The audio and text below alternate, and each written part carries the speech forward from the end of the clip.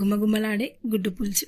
ఎటువంటి మసాలాలు లేకుండా చింతపండు పులుసుతో మంచి గుడ్డు పులుసు చేసుకుంటే ఒక్కసారి తింటే ఫిదా అవ్వాల్సిందే, మళ్ళీ చేసుకుని తింటారు. వేడి వేడి అన్నంలో గుడ్డు పులుసు వేసుకొని గుడ్డు పెట్టుకొని తింటుంటే ఆహా, పుల్లగా కారంగా అంతే. ఇంకా మరి చేసే విధానం, ఫస్ట్ గిన్నెలో ఆయిల్ వేసుకొని 1/2 టేబుల్ స్పూన్ జీలకర్ర, 4 పచ్చిమిర్చీలు, 5 సన్నగా తరిమిన ఉల్లిపాయ ముక్కలు వేసుకొని వీటిని ఆల్మోస్ట్ లైట్ గా ఫ్రై చేసుకోవాలి. 1 టేబుల్ స్పూన్ అల్లం వెల్లుల్లి పేస్ట్, 1/2 టేబుల్ స్పూన్ పసుపు వేసుకొని కలుపుకోవాలి. కొద్దిగా కరివేపాకు, కొత్తిమీర వేసుకొని కలుపుకోవాలి. 1.5 టేబుల్ స్పూన్ కారం, రుచికి సరిపడా ఉప్పు, 1/2 టేబుల్ స్పూన్ ధనియాల పొడి, 1/2 టేబుల్ స్పూన్ గరం మసాలా పొడి వేసుకొని కలుపుకోవాలి. ఒక పెద్ద నిమ్మకాయ సైజ్ అంతా చింతపండు నుండి తీసిన రసం వేసుకోవాలి. 2 టీ గ్లాసుల వాటర్ ని వేసుకుని అంతా ఒకసారి కలిపి 5 నిమిషాలు మూత పెట్టుకుని మసలనివ్వాలి. 5 నిమిషాల తర్వాత ఉడికించిన గుడ్లను వేసుకోవాలి. 1 స్పూన్ శనగపిండి నీళ్లను వేసుకోవాలి. 10 నుండి 15 నిమిషాలు కుక్ చేయాలి. 15 నిమిషాల తర్వాత ఆయిల్ ఇలా పైకి తేలాలి.